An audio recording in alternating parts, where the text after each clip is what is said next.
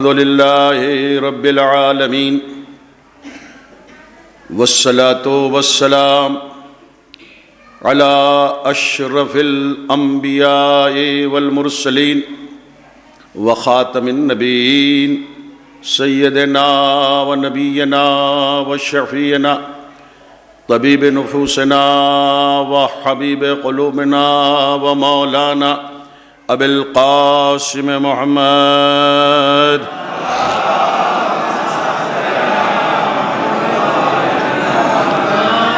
وآلہ الطیبین الطاہرین المعصومین المظلومین ولعنۃ اللہ علی الکاذبین اما بعد فقد قال اللہ تبارک وتعالی فی القرآن الحکیم بسم اللہ الرحمن الرحیم وَتَكْتُمُ الْحَقَّ وَأَنْتُمْ تَعْلَمُونَ صلوات پڑھیں بر محمد وآل محمد۔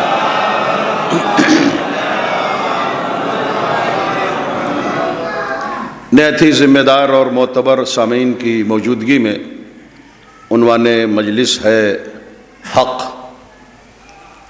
لغت میں حق کے معنی ہیں درست، صحیح، بجا، سچ، حقانیت، ناقابل تردید حقیقت۔ یہ وہ لفظ ہے کہ جو قرآن میں اور احادیث میں بڑی کثرت سے آیا ہے، اور احادیث اور آیات کے بھی ما سوا لفظ حق کا مختلف انداز میں استعمال ہوا ہے، لیکن میں فوراً بات کو گزارش کروں اور بغیر کسی تمہید کے میں بیان کا آغاز کر دوں کہ یہ بات قابل غور ہے کہ خود حق تلقین میں بڑی وضاحت کے ساتھ اس کا ذکر ہے۔ قرآن حق، کعبہ حق، دین حق، اور پھر اس کے بعد ایک طویل سلسلہ ہے کہ وَسَوَالَ مُنْكِرٌ نَكِيرٌ فِي الْقَبْرِ حق، وَالْبَعْثَ حق، وَالنُّشُورَ حق، وَالصِّرَاطَ حق، وَتَطَائِرُ الْكُتُبِ حق، والموت حق، والجنت حق۔ اس طرح ایک طویل سلسلہ ہے تلقین میں کہ یہ بھی حق، یہ بھی حق، یہ بھی حق، یہ بھی حق ہے نا۔ لیکن کائنات کے عظیم رسول نے مولائے کائنات کے تعلق سے جو لفظ حق استعمال کیا وہ بہت قابل غور ہے۔ فرمایا علی مال حق والحق مع علی، علی حق کے ساتھ ہے، حق علی کے ساتھ ہے۔ اچھا، یہیں پر رسول اللہ نہیں رکے، صاحب وحی ترجمان کائنات کا عظیم رسول حضرت علی کے فضائل کو بیان کرتے ہوئے یہیں خاموش نہیں ہوا۔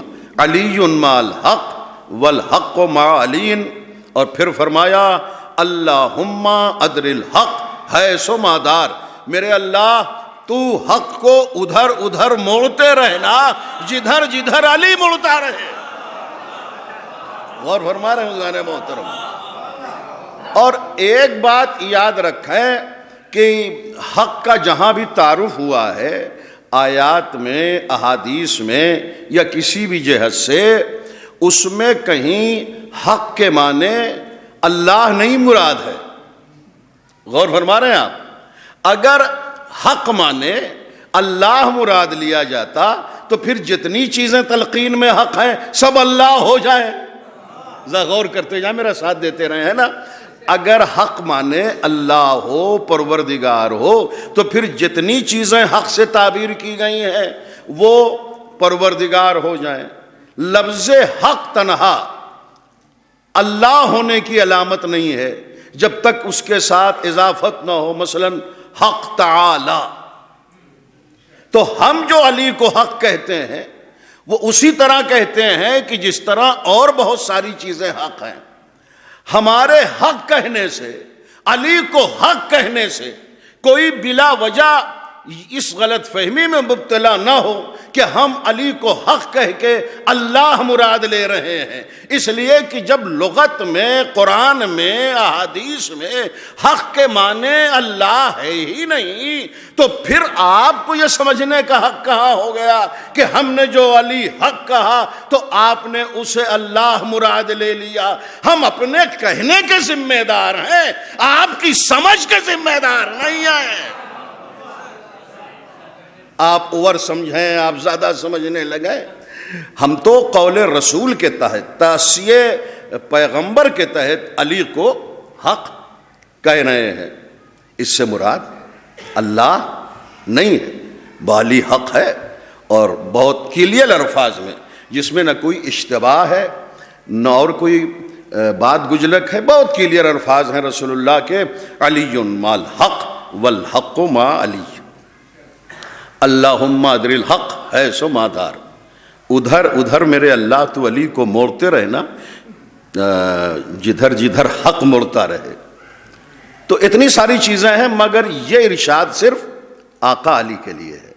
اور اب آپ ذرا ملاحظہ فرمائیں کہ پروردگار عالم نے اپنی کتاب قرآن مجید میں بہت ساری چیزوں کو حق کہا ہے. ارشاد ہوا سورہ نساء قرآن مجید کا سورہ نمبر 4، بسم اللہ الرحمن الرحیم، انا انزلنا الیک الکتاب بالحق. ہم نے قرآن کو نازل کیا، وہ قرآن، وہ کتاب جو حق ہے. پھر ارشاد ہوا اسی قرآن میں کہ هو الذی ارسل رسولہ بالہدی ودین الحق.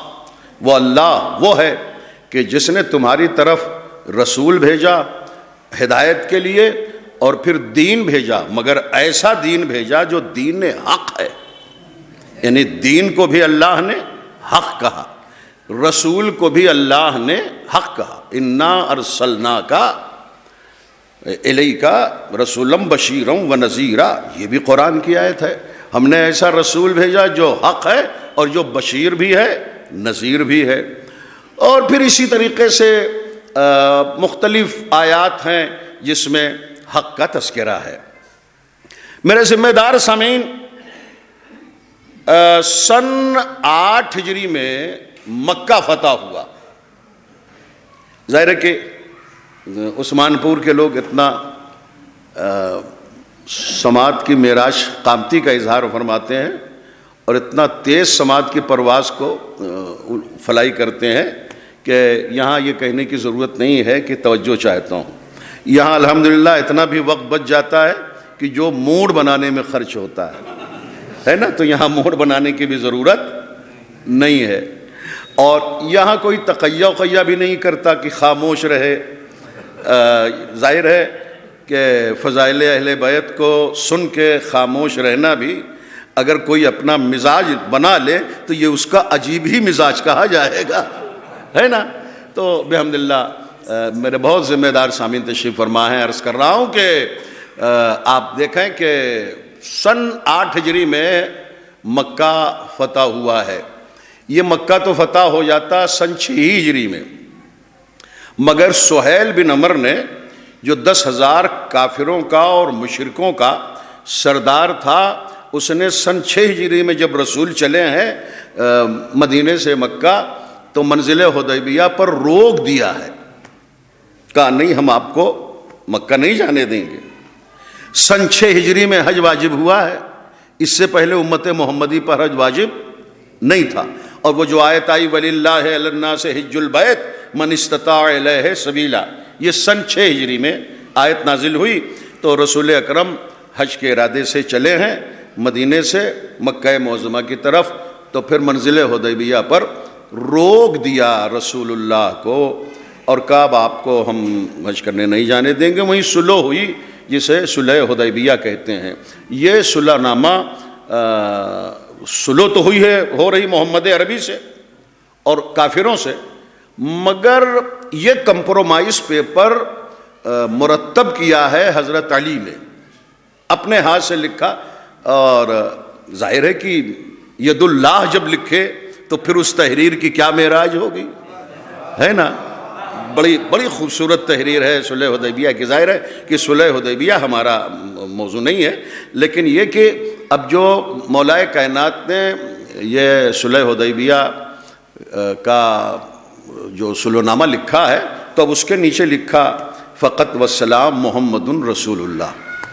اور سہیل بن عمر کو، کفار و مشرکین کے نمائندے کو، جب یہ صلح نامہ دیا تو اس نے ساری شرطوں کو دیکھا، یہ شرط بھی اوکے، یہ شرط بھی منظور، یہ شرط بھی قبول، یہ شرط بھی ایکسیپٹ، یہ شرط بھی ہم ماننے کے لیے تیار، یہ شرط بھی ٹھیک ہے. جب وہ لفظ محمد رسول اللہ پر پہنچا کہ سب منظور، محمد کو رسول ماننا منظور نہیں. اب آپ ذرا ملاحظہ فرمائیں، بڑی نازک منزل تھی کہ ایک طرف قرآن مجید میں اللہ نے اپنے حبیب کے لیے جو لفظ استعمال کیا، ٹھیک ہے وہ بشیر، نذیر، سراج منیر، مزمل، مدثر، وہ سب اعزازی القاب ہیں، لیکن جو منصب اور پوسٹ اور عہدے کا لقب ہے وہ ہے رسول. اور اللہ نے قرآن میں کہا وما محمد الا رسول، محمد کچھ نہیں ہے بس رسول ہے. تو وہی تو لکھا تھا نا حضرت علی نے، فقط والسلام محمد رسول اللہ. سہیل بن عمر نے کہا نہیں ہم آپ کو رسول نہیں مانتے، اور پھر ساری چیزیں ریجیکٹ ہو جاتی جو اور شرائط تھیں. تو رسول نے کہا اے علی تم لفظ رسول کاٹ کے وہاں محمد بن عبداللہ لکھ دو. موڈ بنا ہونا چاہیے. تم لفظ رسول کاٹ کے وہاں محمد بن عبداللہ لکھ دو. وہ علی، وہ خطیب منبر سلونی جو ہر وقت سر تسلیم خم رکھتا تھا اس عظیم رسول کے سامنے، کہا یا رسول اللہ میں تو اپنے ہاتھ سے لفظ رسول نہیں کاٹوں گا، اس لیے کہ دعوت ذوالعشیرہ میں تنہا میں ہی تو آپ کی رسالت کا گواہ ہوں. گواہ اپنی گواہی واپس کیسے لے لے؟ تو یہ تو نہیں ہو سکتا میں لفظ رسول کاٹ کے واپس لے لوں. تو کہا اچھا لاؤ علی مجھے ہی دے دو. تو اب رسول نے وہ صلح نامہ لیا، کاغذ بھی ہے صلح نامے کا، قلم بھی، روشنائی بھی. اس وقت اگر یہ ہمارے عزاداری چینل والے ہوتے اس فوٹو کو لیتے تو آج کتنا قیمتی ہوتا کہ وہ لوگ جو رسول کو امی اور ان پڑھ کہہ رہے ہیں وہ یہ منظر جب دیکھتے کہ جس کو یہ ان پڑھ کہہ رہے ہیں اس کے ہاتھ میں کاغذ بھی ہے، قلم بھی ہے، روشنائی بھی ہے.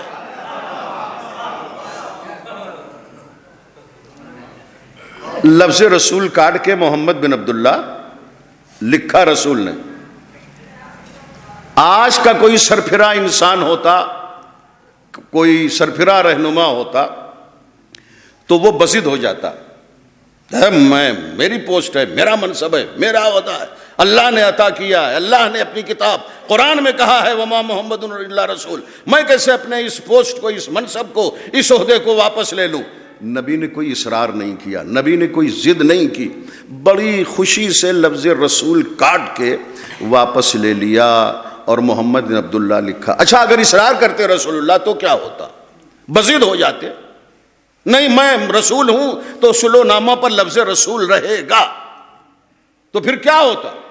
کوئی سو تو نہیں رہا نا، ہاں سب جاگتے رہیے گا.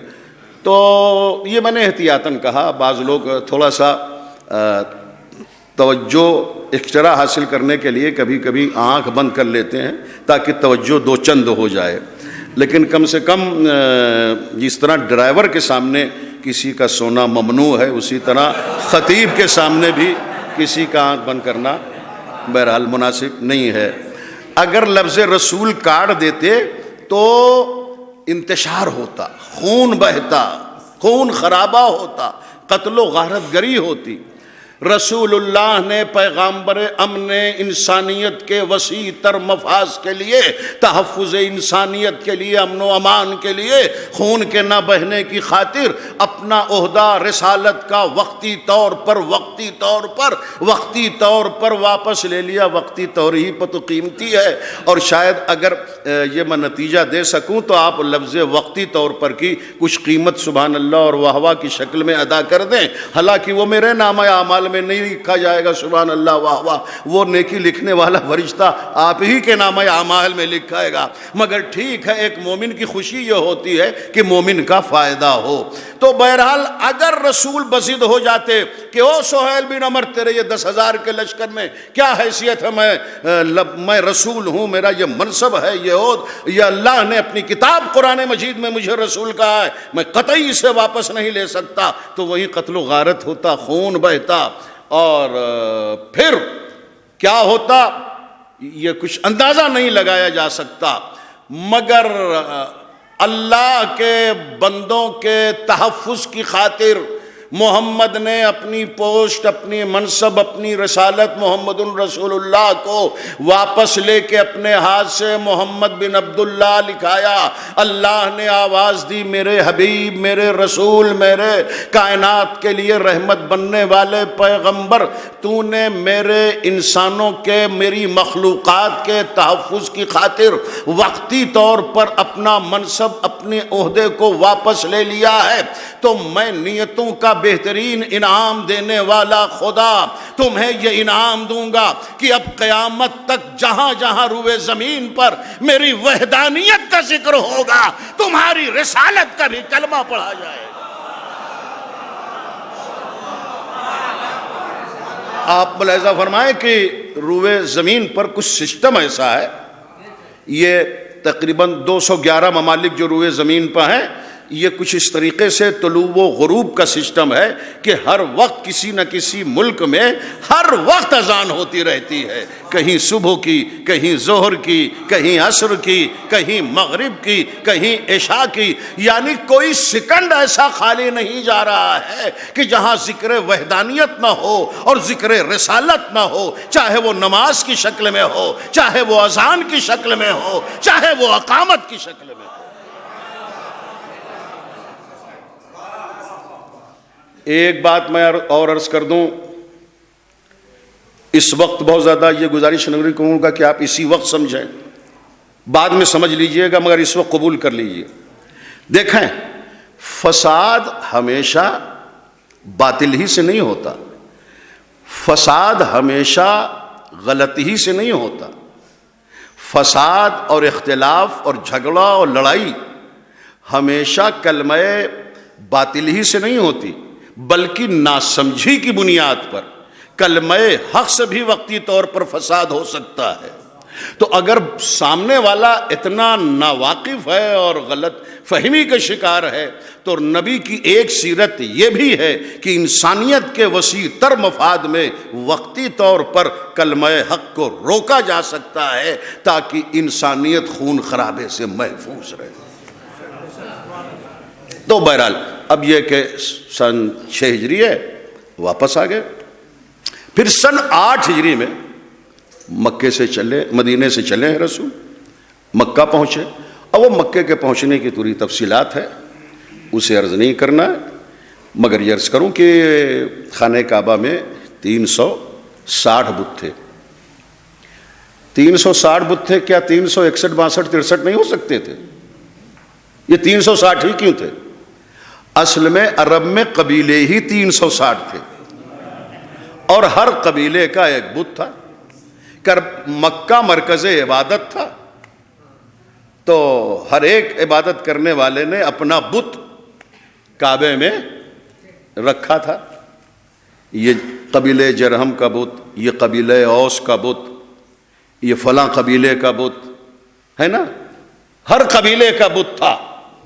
مجھے ابو طالب کو کافر کہنے والا مورخ کسی پھٹی سے پھٹی کتاب میں بھی دکھا دے، ہر قبیلے کا بت تو تھا، مگر کیا بنی ہاشم کے قبیلے کا بھی کوئی بت تھا؟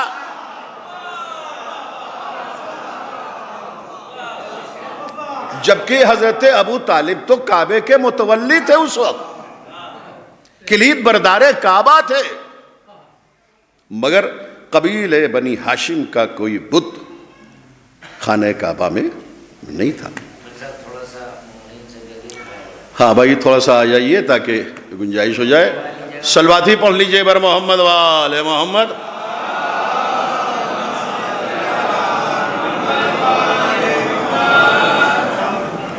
تو سنیں بزرگان محترم، بتوں کو توڑنے کے لیے رسول نے کہا کہ اے علی تم میرے شانے پر سوار ہو جاؤ، اس لیے کہ بت ذرا بہت اونچے اونچے ہیں، تو تم سوار ہو جاؤ میرے شانے پر اور بتوں کو توڑو۔ نبی کہ اس حکم کی تعمیل فوراً حضرت علی نے فرمائی اور رسول اللہ کے شانے پر سوار ہو گئے، ہے نا۔ شانے پر کیا تھا؟ یہی مہر نبوت تھی۔ شانے پر کیا تھا؟ مہر نبوت، آیتیں لکھی ہوئی تھی، نبی کے شانے پر آیتیں لکھی ہوئی تھی، لا الہ الا اللہ لکھا ہوا تھا، محمد رسول اللہ لکھا ہوا تھا، ہے نا۔ زحق الحق ان الباطل کان زحوقا، یہ آیت بھی لکھی ہوئی تھی نبی کے شانے پر۔ غور کر رہے ہیں آپ؟ مسلمانوں کے دوسرے خلیفہ سے پوچھا گیا کہ ہمارے نبی کے جسم کا سایہ کیوں نہیں تھا؟ سچا جواب دیا کہ سایہ کیسے ہوتا؟ ہم صحابہ کے پیر جو پڑتے نبی کے جسم سے بننے والے سائے پر، اس لیے اللہ نے نبی کے جسم کا سایہ ہی نہیں بنایا۔ تو کیا مہدی حسن وائس بحیثیت خطیب ملت جعفریہ تمام شیعہ سنی وہابی دیوبندی بریلوی نجدادی زیدیہ اسماعیلیہ شافعی مالکی پاکستان ایجپٹ اور سعودیہ تک کے مسلمانوں سے یہ کہنے میں حق بجانب نہیں ہے کہ تم کسی کو کتنا بھی مانو، ہم کو کچھ اس سے لینا دینا نہیں ہے، مگر کم سے کم تم کسی بھی صحابی کو میرے اور کائنات کے مولا کے مقابل میں نہ لانا، اس لیے کہ سارے صحابہ اور سب وہ ہیں کہ جو جسم محمد سے بننے والے سائے پر پیر بھی نہیں رکھ سکتے۔ میرا علی تو دوش محمد پر قدم رکھتا ہے۔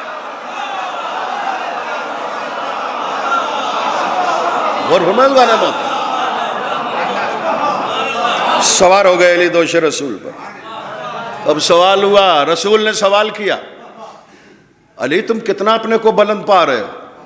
کہا یا رسول اللہ اتنا بلند پا رہا ہوں کہ اگر چاہوں تو آسمان کو چھو لوں۔ فتح مکہ کی بڑی تفصیل ہے بھیا، اور بت شکنی کی بھی بڑی تفصیل ہے نا، اس کے لیے پوری ایک مجلس چاہیے، لیکن جو میرا موضوع ہے حق، اسے میں گزارش کر رہا ہوں کہ اب وہ میں حضرت علی کے دوش محمد سے اترنے کی کیفیت بھی نہیں پیش کروں گا، مجھے اور بھی کچھ پیش کرنا ہے، اور بس میں تو 1 گھنٹہ مجلس ہی پڑھنے لگا ہوں وطن میں، باہر کی بات میں نہیں کرتا، ہے نا۔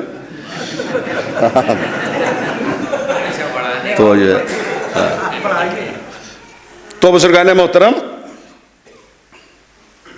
ایک جملہ سنیں، جملہ تو چپ رہنے والا نہیں ہے، سب کے بولنے والا ہے، اور سب بولیے، اس لیے کہ فضائل علی اور فضائل اہل بیت کا یہی تقاضا بھی ہے۔ ہاں میرا جملہ جو ہے یہ بڑا مشہور ہو چکا ہے، میں کہتا رہتا ہوں کہ علی کے فضائل کو سن کے برداشت کرنا یہ ہر ایک کا مقدر بھی تو نہیں ہوتا، ہے نا۔ علی کے فضائل کو برداشت کرنا یہ ہر ایک کا مقدر نہیں ہوتا، اس کے لیے نسل کی طہارت بھی ضروری ہے، خون کی شرافت بھی ضروری ہے۔ صلوات پڑھیں بر محمد وآل محمد۔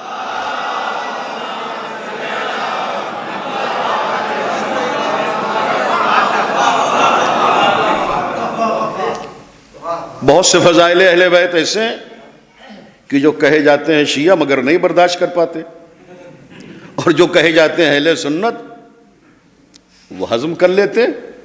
اسی لیے مہدی حسن وائس جلال پوری گھوم گھوم کے یہ بھی کہہ رہا ہے کہ بھائی یہ شیعہ یا سنی یا وہابی یا دیوبندی یا بریلوی یا زیدیہ یا اسماعیلیہ یا شافعی یا مالکی یا حنبلی، یہ سارے نام فرقوں کے پہچان کے لیے ہیں، ورنہ امت محمدی میں مسلک بس دو ہیں، یا محب اہل بیت یا دشمن اہل بیت۔ غور ترچے آپ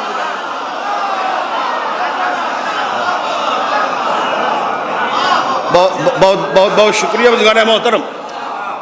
تو اسی لیے آپ ملاحظہ فرمائیں کہ یہ اہل بیت کے فضائل ہیں، یہ علی کے فضائل ہیں۔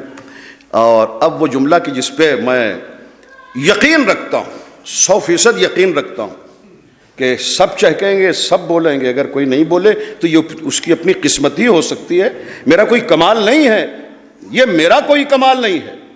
کمال تو اس علی کی زبان اور اس رسول کی زبان سے نکلنے والے جملے کا ہے کہ جو جملہ ایمان کو تازہ کرنے کی ضمانت دیتا ہے۔ فرماتے ہیں علی بتوں کو توڑ رہے ہیں۔ بس جملہ میں یہاں فوراً ختم کر دوں تاکہ ذرا گریز کرتے ہوئے دوسرے ملحے پہ جاؤں۔ علی بتوں کو توڑ رہے ہیں، تو 360 بت ہیں نا، تو رسول نے جو جملہ کہا بڑا قیامت کا جملہ ہے۔ میں چشم زدن میں ایک ایک مومن کے چہرے کو دیکھ رہا ہوں، میرا یہ بھی تو اعلان رہتا ہے کہ مومنین کے چہرے کو دیکھنا عبادت بھی ہے، ہماری ضرورت بھی ہے۔ تو میں دیکھ رہا ہوں شگفتگی، شادابی، چہکنا، بیداری کا جو تھرمامیٹر ہے، الحمدللہ سبھی بیدار ہیں، متوجہ ہیں۔ بزرگان محترم، رسول اکرم کا بڑا قیمتی اور لاجواب جملہ فرماتے ہیں، اے علی خوشا نصیب کہ تو کار حق کر رہا ہے۔ ہاں بس دوسرا مصرع ہے، جملہ ہے، جو بھی ہے، اے علی خوشا نصیب کہ تو کار حق کر رہا ہے، اور خوشا نصیب کہ میں بار حق اٹھائے ہوئے ہوں۔ آئے ہائے ہائے، توجہ دیں بزرگان محترم۔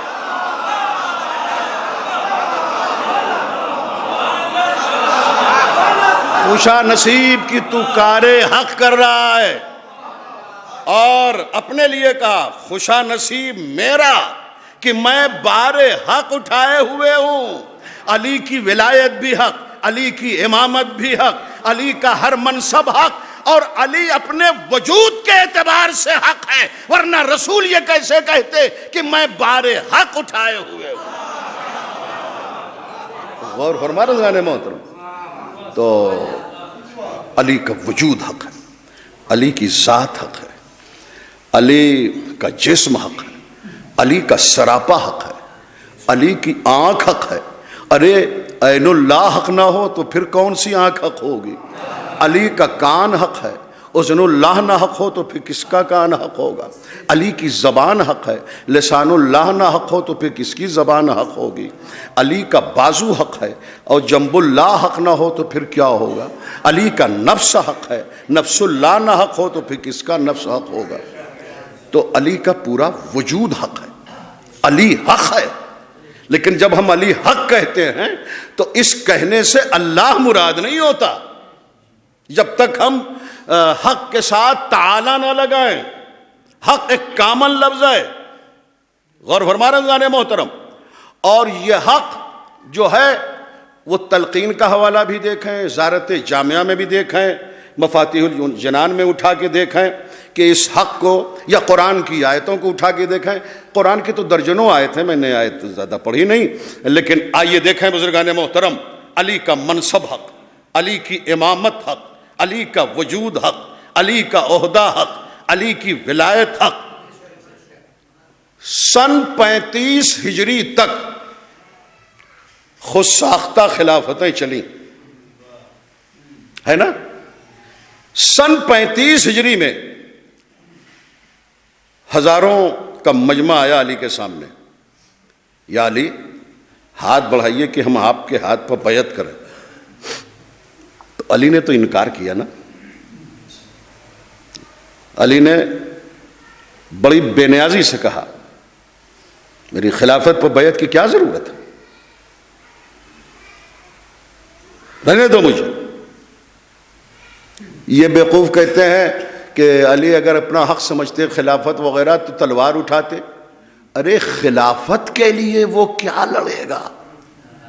کوئی زور اور نہیں دوں گا، زور ہے سینے میں، مگر آپ کی سماعت کا زور بھی تو ہے. شاعر کہتا ہے، بڑا ننھا منہ شعر ہے، بحریں جو ہیں وہ 17 ہیں. آپ ذرا سا چیک کیجئے بحر رجز ہے کہ بحر رمل ہے، کون سی بحر ہے نا. شاعر کہتا ہے خلافت کے لیے وہ کیا لڑے گا، خدا بننے سے جو انکار کر دے. لیکن بہرحال بہت اصرار ہوا تو حضرت علی نے بھی کہا یہ چلتے پھرتے راستے میں میری خلافت کی بیعت کرو گے؟ کہا پھر؟ کہا مسجد نبوی میں چلو. وہ ہزاروں کا مجمع آ گیا مسجد نبوی میں،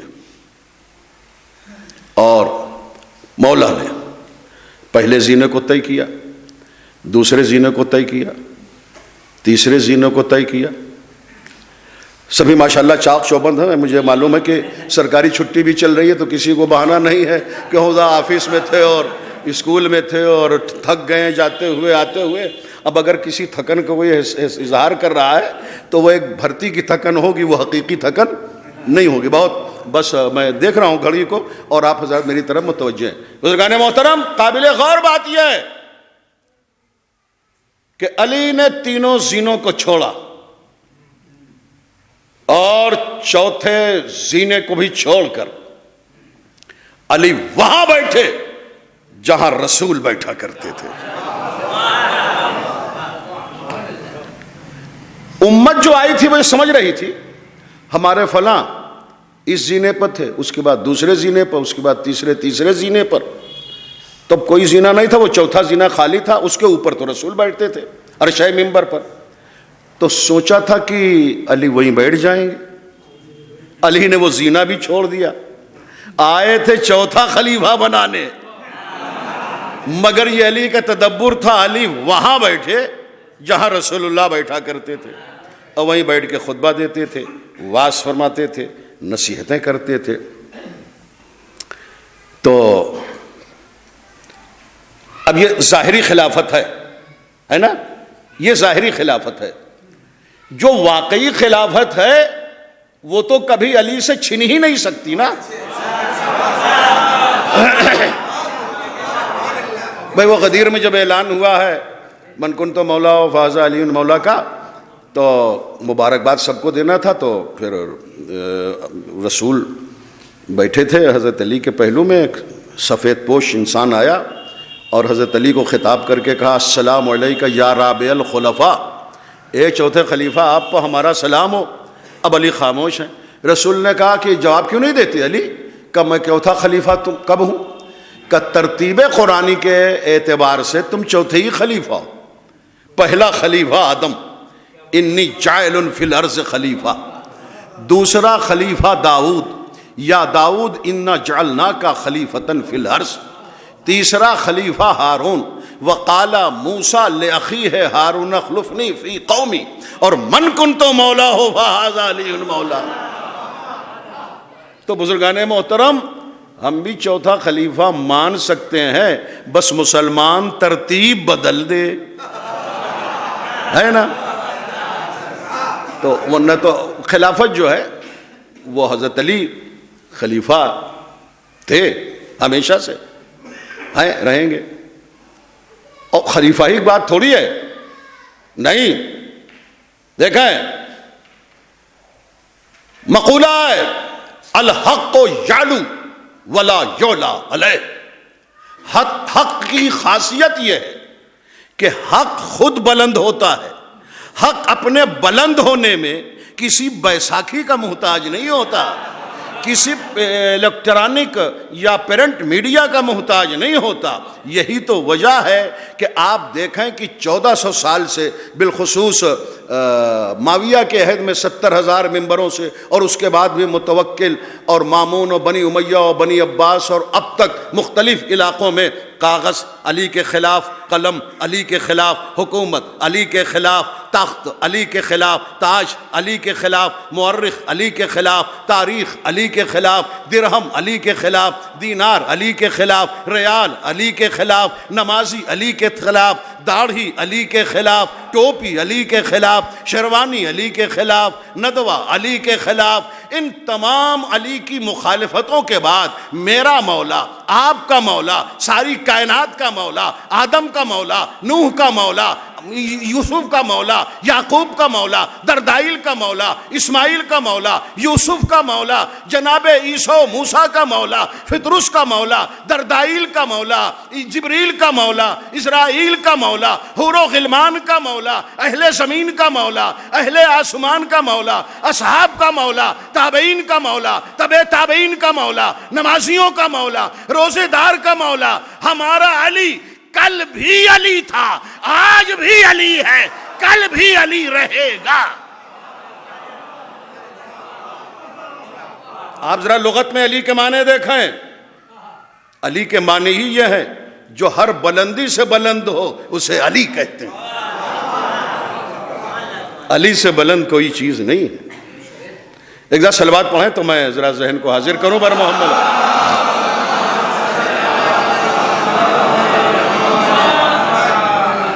تو بزرگان محترم، یہ بات قابل غور ہے کہ حضرت علی کا وجود حق ہے۔ اب وہ ظاہری خلافت اور پہلا خطبہ آپ کلمۃ الحق اٹھا کے دیکھیں، حامد بن شبیر کی ہے، میرے پاس دونوں جلدیں ہیں۔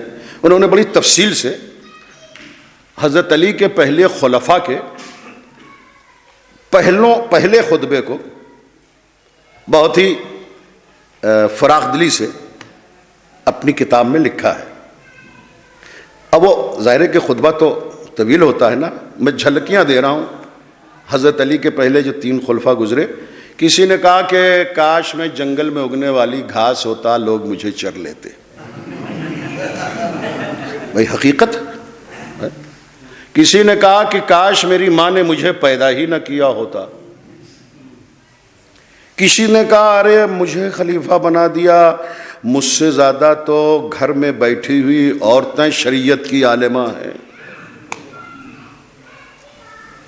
ایک صاحب نے کہا کہ دیکھو کبھی کبھی مجھ پہ شیطان مسلط ہو جاتا ہے، تو جب کبھی غلط بات میں کہوں تو سمجھنا کہ اس پیریڈ میں شیطان مسلط تھا۔ دیکھو جب کبھی میں ٹیڑھا ہو جاؤں تو مجھے سیدھا کر دینا۔ یہ خطبات ہیں بھائی خلفاء کے، ہاں۔ لیکن ظاہری خلافت پر فائز ہونے کے بعد ہمارے اور آپ کے اور کائنات کے مولا کا تاریخی خطبہ، اور اس تاریخی خطبے کا پہلا جملہ، علی نے داہنے ہاتھ کی انگلیاں بائیں ہاتھ میں پیوست کی، اور بڑے تمطراق سے، بڑی آن بان شان کر و فر جاہو جلال کے ساتھ علی نے جو پہلا خطبہ دیا، ارشاد فرمایا الحمدللہ۔ بھائی کوئی توجہ میں کمی کرے گا تو مجھے شکایت ہوگی۔ الحمدللہ علی احسانہ قد رجع الحق الی مکانہ۔ فرماتے ہیں علی اللہ کی حمد ہے اس کے اس احسان پر کہ آج حق اپنی جگہ پر واپس آ گیا۔ توجہ فرمائی جانے محترم۔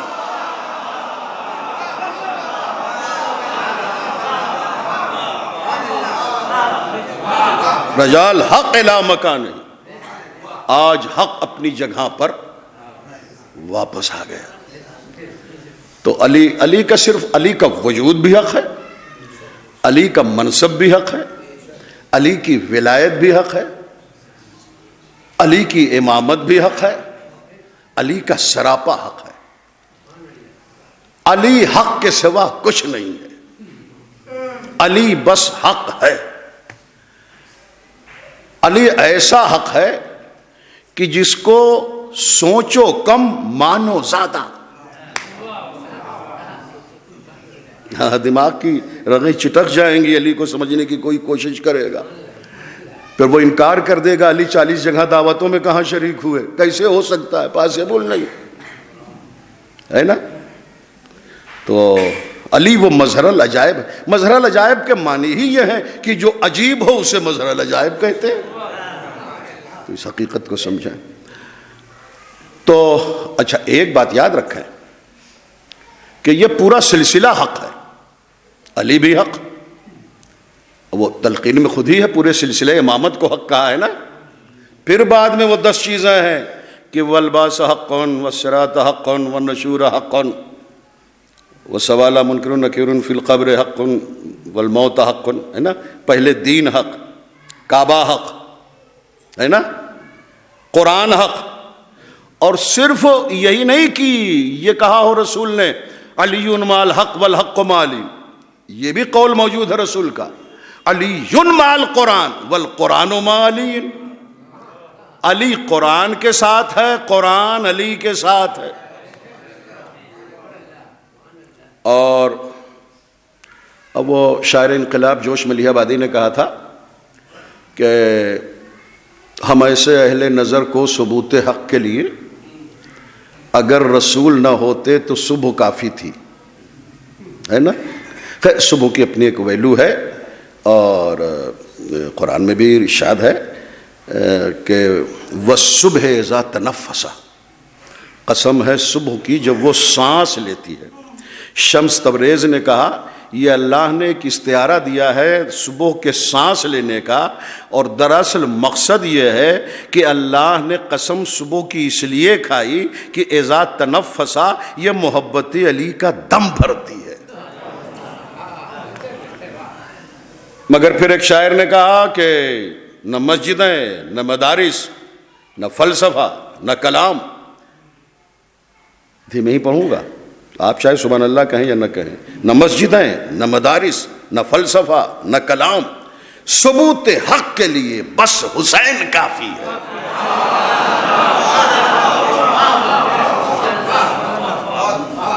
معاف کیجئے گا آپ کی سبحان اللہ کم ہے، شعر بہت وزنی ہے، تو اب مجھے رکنا پڑ رہا ہے. اپنے لیے نہیں، میں چاہ رہا ہوں کہ رزق علم میں اگر کمی محسوس ہوئی ہے اور آپ کی خاموشی نے سگنل دیا ہے کہ تھوڑا سا رک کے میں وضاحت کروں، تو آپ وقت لے لیجئے، میں اور باتیں چھوڑ دوں گا. بہرحال مجلس تو ہم کوشش کریں گے وقت کے اندر ختم ہو. دیکھیے امام حسین کے لیے ارشاد ہوا، اور یہ حضرت علی کے لیے بھی ہے اور سب کے لیے ہے، ہمارے 12 اماموں کے لیے ہے. لیکن ارشاد ہوا سورہ مومنون، کوتھا سورہ ہے بھائی؟ ہاں سورہ نمبر 23 ہے نا، آیت نمبر 71. بسم اللہ الرحمن الرحیم. وَلَوِ اتَّبَعَ الْحَقُّ أَهْوَاءَهُمْ لَفَسَدَتِ السَّمَاوَاتُ وَالْأَرْضُ وَفِيهِنَّ. دیکھیے پروردگار نہ تکلف کے جملے بولتا ہے، نہ بڑھا چڑھا کے کوئی بات کہتا ہے. جتنی حقیقت ہے اتنی ہی اللہ کا کلام ہے. اب اللہ نے سورہ مومنون میں ارشاد فرمایا آیت نمبر 71 میں کہ اگر حق باطل کی بیعت کر لیتا لفسدت السماء والارض وفیہن، تو آسمان و زمین میں موجودات سمیت تباہ و برباد ہو جاتے. یعنی قیامت سے پہلے قیامت آ جاتی، چاند و سورج فنا ہو جاتے. اللہ فرضی باتیں نہیں کرتا. اللہ نے کہا وَلَوِ اتَّبَعَ الْحَقُّ أَهْوَاءَهُمْ لَفَسَدَتِ السَّمَاوَاتُ. حق کا لفظ استعمال ہوا ہے. لفظت وَلَوِ الْحَقُّ، وَلَوِ اتَّبَعَ الْحَقُّ کی جگہ چاہے علی پڑھ لیجئے، چاہے حسن پڑھ لیجئے، چاہے حسین پڑھ لیجئے، مگر انکار بیعت کا سب سے بڑا آئیڈیل حسین ابن علی ہے. تو ہم اسی لیے کہتے ہیں کہ اگر حسین یزید کی بیعت کر لیتے تو قیامت آ جاتی، فنا ہو جاتا سورج، مٹ جاتا چاند، آسمان ریزہ ریزہ ہو جاتے، زمین توہو بالا ہو جاتے. ایک مرتبہ آپ کے ذہن کو جوڑنے کے لیے آیت کو پھر پڑھ رہا ہوں کہ وَلَوِ اتَّبَعَ الْحَقُّ أَهْوَاءَهُمْ لَفَسَدَتِ السَّمَاوَاتُ وَالْأَرْضُ. اگر حق باطل کی بیعت کر لیتا تو آسمان و زمین تباہ و برباد برباد ہو جاتے، اور اس کے درمیان جتنی چیزیں ہیں وہ تباہ و برباد ہو جاتی، تو صرف یہ کیوں کہتے ہو کہ حسین نے سر کٹا کے دین بچایا ہے؟ نہیں، حسین نے سر کٹا کے پوری کائنات بچائی ہے۔ ہائے ہائے ہائے ہائے، توجہ دو۔ حسین ذرا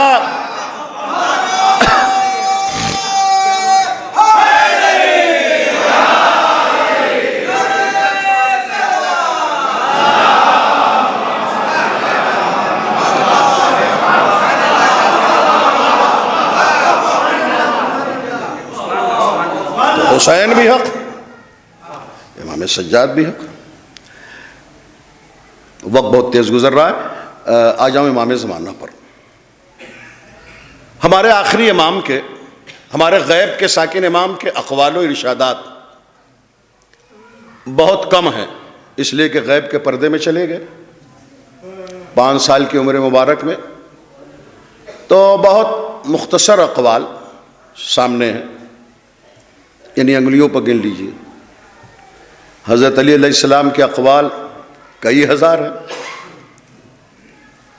امام حسن کے اقوال بھی بہت ہیں، امام حسین کے اقوال بھی بہت ہیں، ہمارے اور امام کو، مگر ہمارے آخری امام کے اقوال بہت کم ہیں۔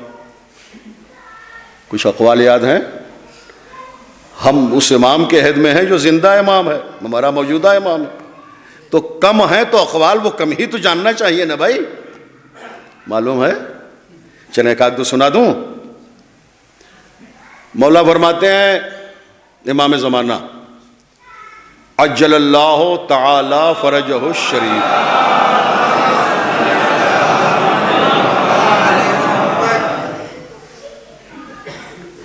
ملعون ہے وہ شخص، پہلا قول، وہ جو میرے موضوع کا قول ہے وہ بھی پیش کرتا ہوں، ذرا 1 منٹ میں لے لیتا ہوں۔ مولا امام زمانہ فرماتے ہیں ملعون ہے وہ شخص کہ جو نماز مغرب میں جان بوجھ کر اتنی تاخیر کرے کہ سورج چمکنے لگے آسمان پر، اور ملعون ہے وہ شخص جو نماز صبح میں اتنی تاخیر کرے کہ ستارے غائب ہو جائیں۔ سن لیا؟ دوسرا قول سن لیں۔ امام زمانہ فرماتے ہیں کہ انا غیر محملین لمراعاتکم ولا ناسین لذکرکم، اے ہمارے شیعو، تو ہم تمہاری خبرگیری سے ایک لمحے کے لیے بھی غافل نہیں ہیں، اس لیے کہ تمہارا امام تمہاری خبرگیری سے غافل ہو جائے تو دشمن تمہیں تباہ و برباد کر دیں۔ تم خیریت سے ہو، یہی دلیل ہے کہ تم میری نگرانی میں جی رہے ہو۔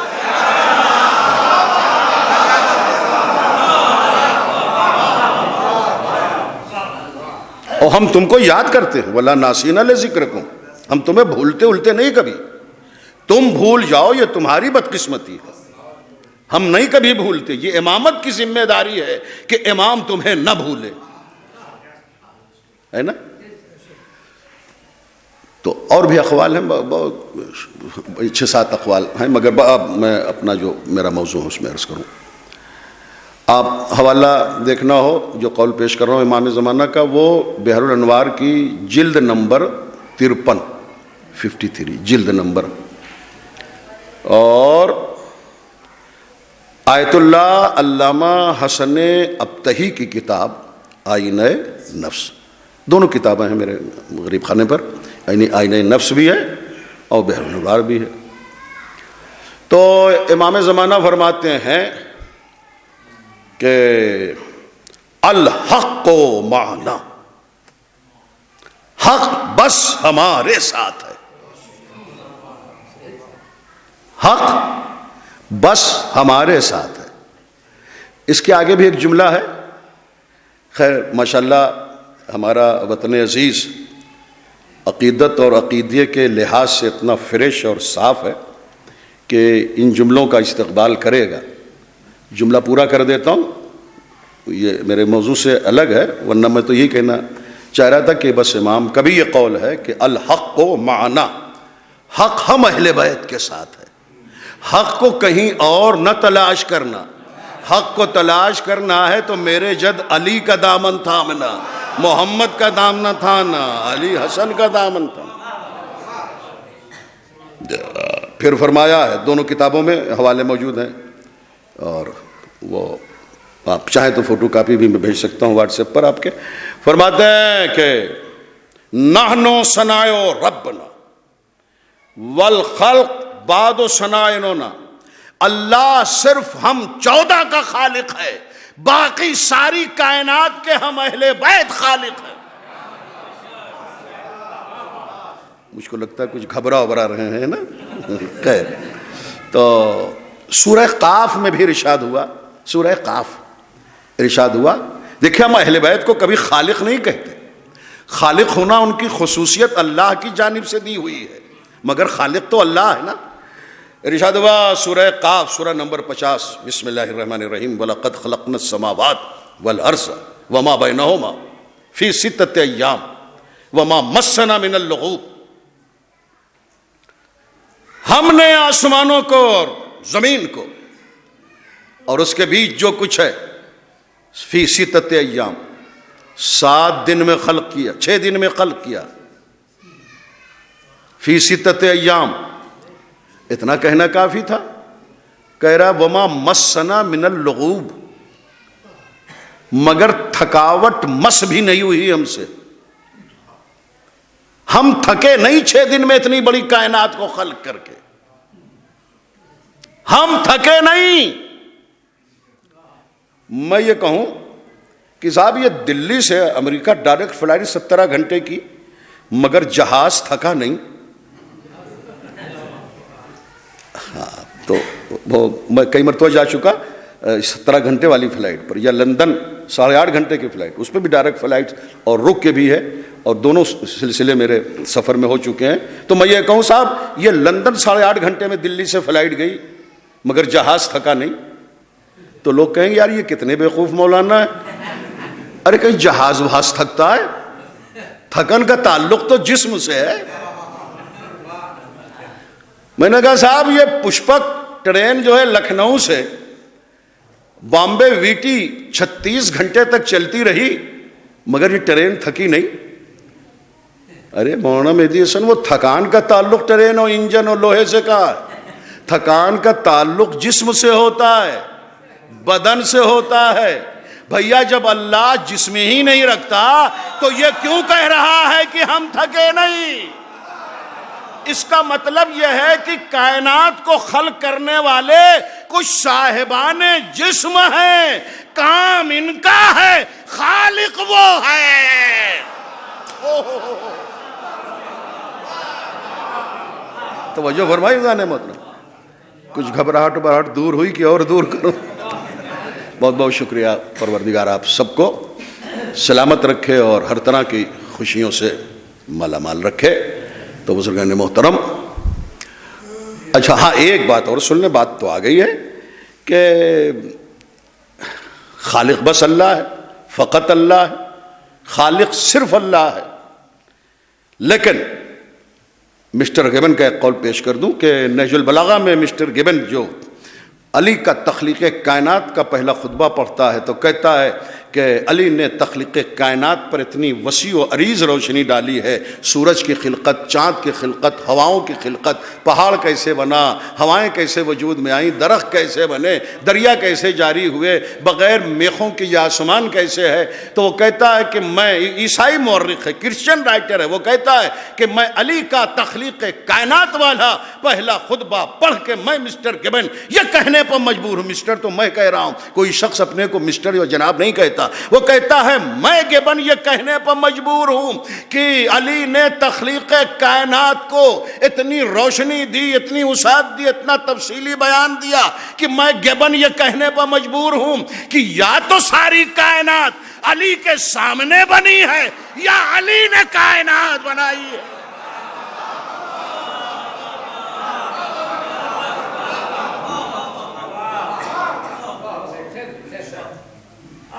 غور کر رہے ہیں گانے محترم. ایک ذرا صلوات پڑھ دینا بر محمد و آل محمد.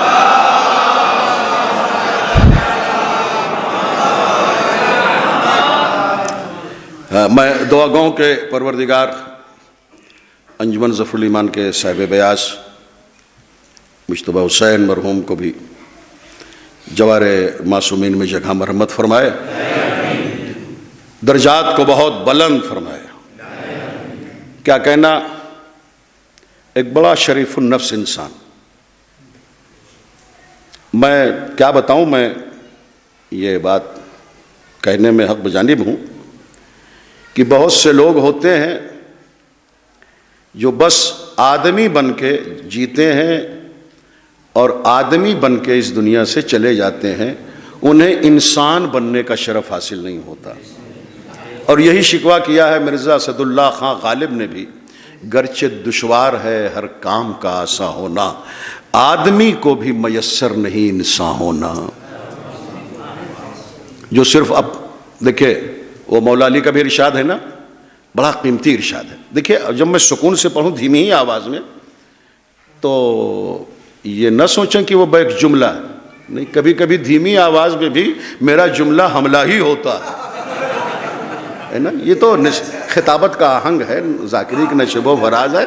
بزرگان محترم، تو آقا علی نے ارشاد فرمایا، جب ان سے سوال ہوا مولا یہ ارشاد فرمائیے کہ جانور اور انسان میں کیا فرق ہے، تو مولا نے یہی برملا ارشاد فرمایا۔ اس کو تو گھنٹوں مولا بول سکتے تھے، مگر آدھا منٹ بھی نہیں لگا اور جملہ تمام ہو گیا۔ کہ جو صرف اپنے لیے جیے وہ جانور ہوتا ہے، جو دوسروں کے لیے جیے وہ انسان ہوتا ہے۔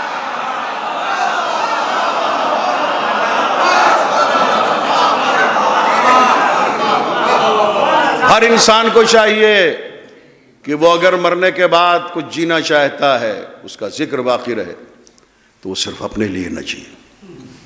ہر انسان کو چاہیے کہ وہ اپنے کردار کو، سیرت کو، مزاج کو، طبیعت کو اتنا بیلنس میں رکھے، کسی کا دل نہ توڑے، اپنے قول سے، اپنے فعل سے، اپنے عمل سے، تاکہ مولا علی کا یہ قول بھی سامنے رہے کہ دیکھو تم زندگی اس طرح گزارو کہ جب تک زندہ رہو لوگ تم کو یاد رکھیں، جب تک تم زندہ رہو لوگ تم سے ملنا چاہیں، اور جب مر جاؤ تو لوگ تمہیں یاد رکھیں۔ بے عبداللہ مجتبی حسین مرحوم کا بھی یہی معیار تھا۔ میں موجود نہیں تھا، میں اس وقت بامبے کے سفر میں بھی تھا، ورنہ اخلاقاً میں ضرور آتا تعزیت میں اور کوشش کرتا جنازے میں شرکت کی، لیکن ایک ملنسار، ایک خوش اخلاق، ہر وقت مسکرا کے ملنا۔ میرا جملہ یاد رکھیے کہ مومن کبھی ہمنق چہرے کا نام نہیں ہوتا، مسکراتے ہوئے چہرے کا نام ہوتا۔ اور مرحوم کا یہی وصف تھا کہ وہ ہمیشہ لوگوں سے مسکرا کے ملتے تھے، اپنے درد کو دل میں چھپائے ہوئے مسکرا کے ملنے کا ہنر اس مرحوم کو آتا تھا۔ آج وہ ہمارے درمیان نہیں ہے، مگر اس سردی میں اور سخت ترین سردی میں اتنا بڑا مجمع یہ بتاتا ہے کہ وہ دلوں کو جیت کے اس دنیا سے گیا۔ وہ ایک بہترین صاحب بیاض اور عثمان پور کے مذہبی اور دینی اور عزائیہ پروگرام کا ترجمان، اور اب اہل خانہ اور اہل محلہ بس یہی خراج پیش کریں کہ زیادہ سے زیادہ ایصال ثواب کا بندوبست کریں۔ یقیناً مرحوم حق پسند تھے، جو اہل بیت کا چاہنے والا ہے وہ حق پسند ہوتا ہے۔ ابھی آپ مرثیے میں مصائب سماعت فرماتے تھے شہزادہ علی اکبر کا۔ راستے میں ایک مرتبہ حسین نیند سے اٹھے تو کہا انا للہ و انا الیہ راجعون۔ تو علی اکبر نے کہا بابا ٹھیک ہے، ہم سب تو اللہ کے لیے اور اسی کی طرف پلٹ کے جانے والے، مگر اس وقت اس کے کہنے کا کیا سبب ہے؟ کہا بیٹا ہم شہادت کی طرف بڑھ رہے ہیں، ہم قربانی کی طرف بڑھ رہے ہیں۔ تو حضرت علی اکبر نے پوچھا کہ بابا اتنا بتا دیجئے کہ ہم حق پر ہیں؟ امام حسین نے کہا بے شک ہم حق پر ہیں۔ کہا بابا جب ہم حق پر ہیں تو ہم موت سے نہیں ڈرتے، ہم شہادت سے خوف زدہ نہیں۔ اب ظاہر ہے کہ عزائے فاطمیہ کا آغاز ہوا چاہتا ہے، لیکن اب بات آ گئی ہے، اور ایک ابھی کوئی عمر نہیں تھی مرحوم کی، بالکل 40 کے اندر، بہت بہت مختصر عمر، موت سن و سال نہیں دیکھتی، وہ اللہ کو پیارے ہو گئے، اور اسی لیے مرثیے میں شہزادہ علی اکبر کا مصائب پڑھا گیا کہ یہ سب مناسبتیں ہوتی ہیں، یہ سب رعایتیں ہوتی ہیں، وہ علی اکبر کہ جو ہم شبیہ پیغمبر تھے۔ حسین نے جب رخصت کیا تو یہی کہا، میرے اللہ تو گواہ رہنا، اللہم کا لفظ ہے حسین کی زبان پہ جو جملے آئے ہیں، اے میرے اللہ تو گواہ رہنا۔ حسین علی اکبر کو بھیج رہے ہیں تو خدا کو گواہ بنا رہے ہیں۔ آپ تاریخ میں دیکھیے، میں نے تو نہیں دیکھا کہ انہوں محمد کو بھیجا ہو تو حسین نے خدا کو گواہ بنایا ہو۔ یقیناً ایک بہت بڑا صدمہ ہے بھانجوں کا جانا مقتل میں، یا حبیب کو بھیجا ہو تو خدا کو گواہ بنایا ہو، یا برویر حمدانی کو بھیجا ہو، یا کسی اور کو، قاسم کو، لیکن بس اب علی اکبر کو بھیج رہے ہیں حسین، تو کہتے ہیں میرے اللہ تو گواہ رہنا، اب میں اپنے اس فرزند کو تیری بارگاہ میں بھیج رہا ہوں جو سیرت اور صورت میں تیرے رسول سے مشابہ تھا۔ میں جب اپنے نانا کو، بابا کو، نانا کو دیکھنا چاہتا تھا تو میں اپنے بیٹے علی اکبر کو دیکھ لیتا تھا۔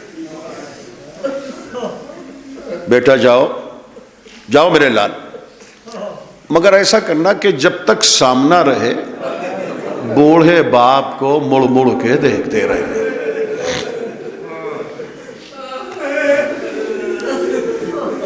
سوار کر دیا حسین نے علی اکبر کو، لیکن ایک مرتبہ علی اکبر نے آہٹ محسوس کی، آہٹ یہ محسوس کی کہ جیسے کوئی پیچھے پیچھے آ رہا ہے۔ علی اکبر نے دیکھا مڑ کے تو وہی بوڑھا باپ کمر تھامے ہوئے آ رہا ہے۔ خدا آپ کی اولادوں کو سلامت رکھے علی اکبر کے لٹ جانے والی جوانی کے صدقے میں۔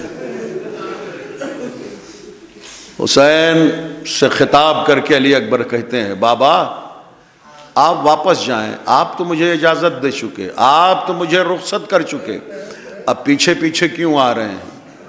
کہا بیٹا پیچھے پیچھے کیوں آ رہا ہوں یہ تو تم اس وقت جانتے کہ جب تم خود صاحب اولاد ہوتے، جب خود تمہارے کوئی بیٹا ہوتا، اولاد ہوتی، تو تم جانتے کہ اس وقت بوڑھے باپ پر کیا قیامت گزر رہی ہے۔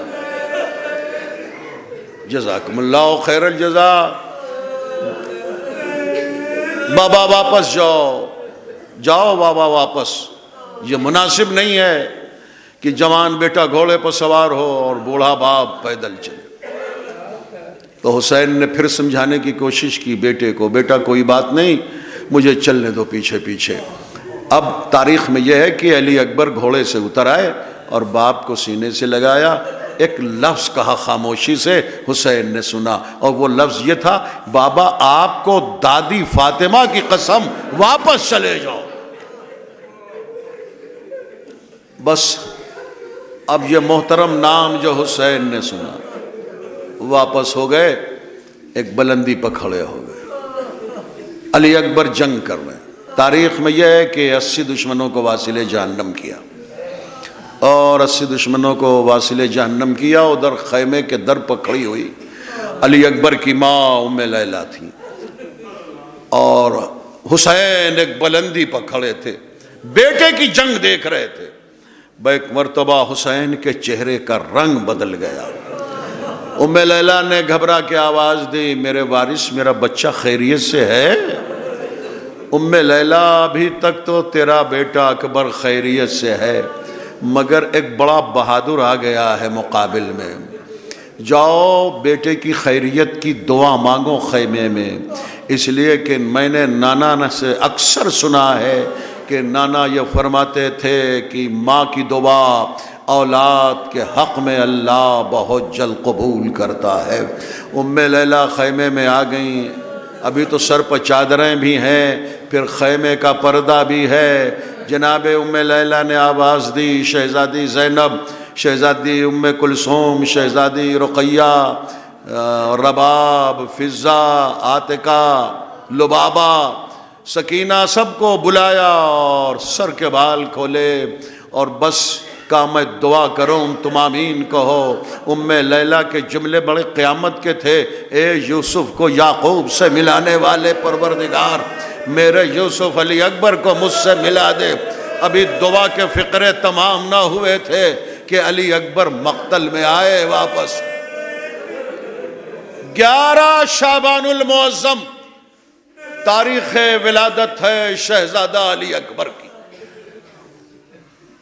اور علی اکبر جب پیدا ہوئے تو جناب زینب اپنے گھر اٹھا کے لے گئی، اور سال 2 سال نہیں 18 برس پالا ہے۔ اور میں لیلہ ماں ہیں، زینب پھوپھی ہیں۔ ماں کے ہوتے ہوئے پھوپھیاں بھتیجے کو نہیں پالتی، البتہ اگر بدقسمتی سے ماں مر گئی ہو اور پھوپھی ہو تو پھوپھیاں بہرحال بھتیجے کو پالتی۔ علی اکبر زینب کے بھتیجے ہیں، لیلہ کے بیٹے ہیں، مگر 18 برس پالا ہے جناب زینب نے، ام لیلہ نے نہیں پالا۔ ام لیلہ ضرور کہتی تھی بیٹا میں تیری ماں ہوں، کبھی مجھ سے کچھ مانگ لیا کر، ہاں ماں کو ضرورت پڑے گی تو ضرور مانگوں گا، ابھی تو پھوپھی اس طرح سے خیال رکھتی ہیں، مانگنے کی ضرورت نہیں۔ اسی طرح حسین بھی کہتے تھے بیٹا میں تیرا باپ ہوں، باپ کا دل رکھنے کے لیے کچھ مانگ لے، کچھ سوال کر لے۔ ہاں بابا پھوپھی اس طرح سے خیال رکھتی ہیں، کوئی کمی نہیں رہتی کہ میں کچھ مانگوں۔ عزادارو جس اکبر نے کچھ نہ مانگا ہو حسین سے، وہ جب مقتل سے واپس آ رہے ہیں حسین کی خدمت میں تو کہتے ہیں بابا آپ اکثر کہتے تھے بابا بیٹا کچھ مانگ، بابا اس وقت تمہارا بیٹا تم سے مانگ رہا ہے۔ حسین کا دل تو بہت بڑا ہو گیا، میرا بیٹا اس وقت کچھ مانگنے جا رہا ہے، ہاں بیٹا سوال کرو۔ کہا بابا بس کوئی سوال نہیں ہے، پانی کا سوال۔ مجلس تمام ہو رہی ہے، پانی کا سوال ہے۔ ساقی کوثر کے غیرت دار بیٹے نے سر جھکا دیا، میرے لال پانی نہیں ہے، اپنی زبان میرے منہ میں دے دو۔ علی اکبر نے اپنی زبان حسین کے منہ میں دی، فوراً نکال لی اور یہ کہتے ہوئے نکالی بابا آپ مجھ سے بہت پیاسے ہیں۔ ہاں بیٹا تیرا غریب بابا اس وقت اتنا پیاسا ہے کہ جب میں آسمان دیکھتا ہوں آسمان دھواں دھواں دکھائی دیتا ہے۔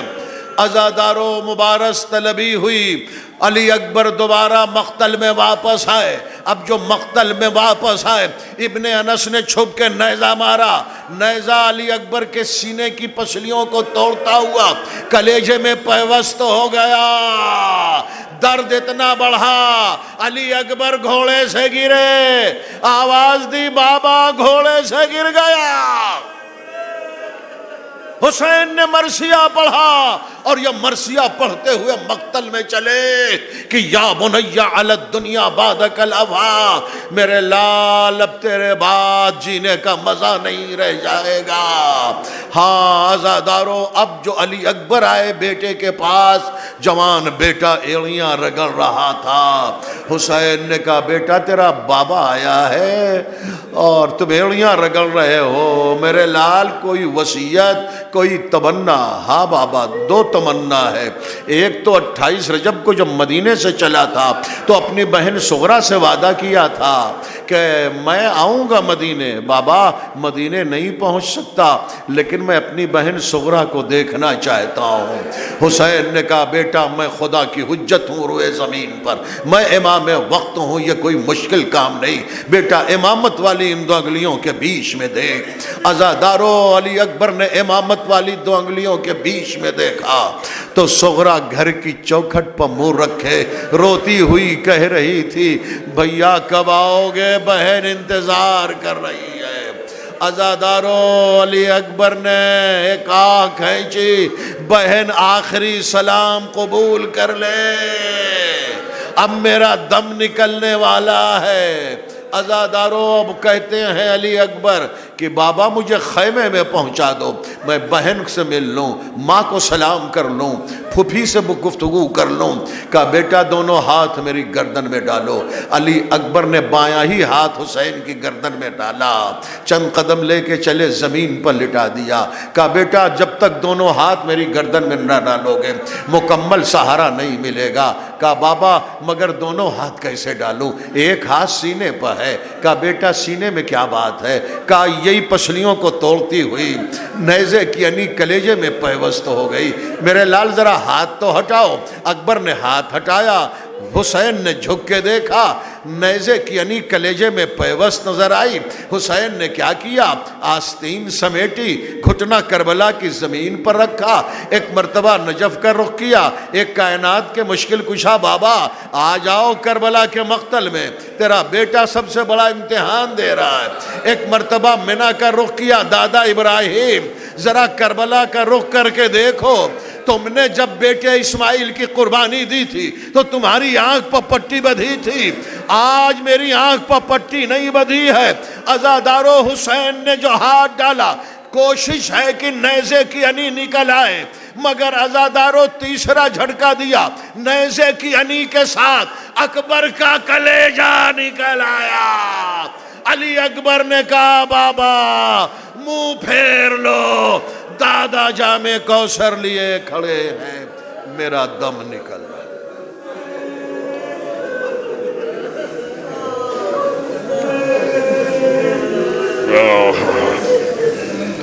سيعلم الذين ظلموا أي منقلب ينقلبون إنا لله وإنا إليه راجعون۔